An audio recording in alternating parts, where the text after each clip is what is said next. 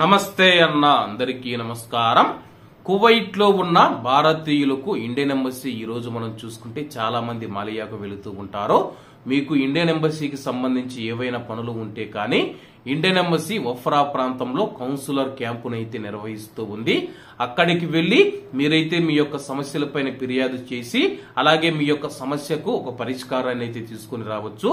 వివరాల్లోకి వెళితే కువైట్ లో 29 నవంబర్ 29 శుక్రవారం ఈ రోజు వఫ్రాలో భారత రాయబార కార్యాలయం కౌన్సిలర్ క్యాంపును నిర్వహించనుంది.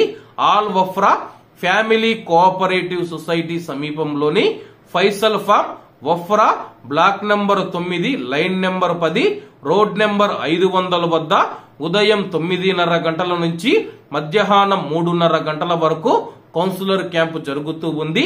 అలాగే ఈ యొక్క కౌన్సిలర్ క్యాంపు సమయంలో ఎంబసీ యొక్క పాస్పోర్ట్ రెన్యువల్, అలాగే ఆన్లైన్ ఫారం ఫిల్లింగ్, ఫోటోగ్రాఫ్ మొదలైన వాటితో సహా relationship certificate, driving licence extract, అలాగే general power of attorney, signature attestation మరియు ఇతర సాధారణ ధృవీకరణ సేవలతో సహా పలు సేవలు అందిస్తామని చెప్పి ఇండియన్ ఎంబసీ ప్రకటించింది.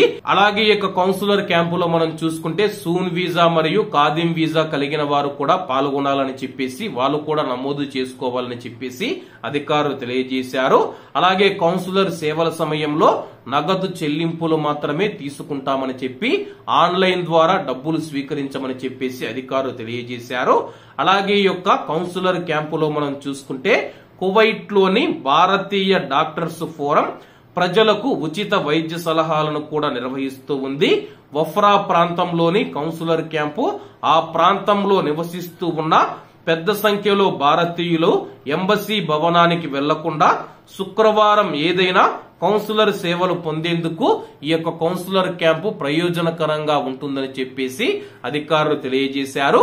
కాబట్టి కువైట్ లో వఫ్రా ప్రాంతంలో నివసిస్తూ ఉన్న ప్రజలు భారతీయులు ఎవరైతే ఉన్నారో ఈ రోజు మాలియాకు వెళ్లకుండా మీరు మీ ఇంటి దగ్గరే ఉండి మీ రూమ్ దగ్గరే ఉండి మీకు ఏదైనా ఇండియన్ ఎంబసీకి సంబంధించి ఏదైనా సమస్యలు ఉంటే అక్కడికి వెళ్లి మీరైతే ఫిర్యాదు చేసి మీ యొక్క సమస్యలు మరియు అలాగే మీకు సంబంధించిన పనులు పూర్తి చేసుకోవాలని కోరుకుంటూ అందరూ బాగుండాలి, అందులో మనం ఉండాలి. అందరికీ నమస్తే అన్న, జై హింద్.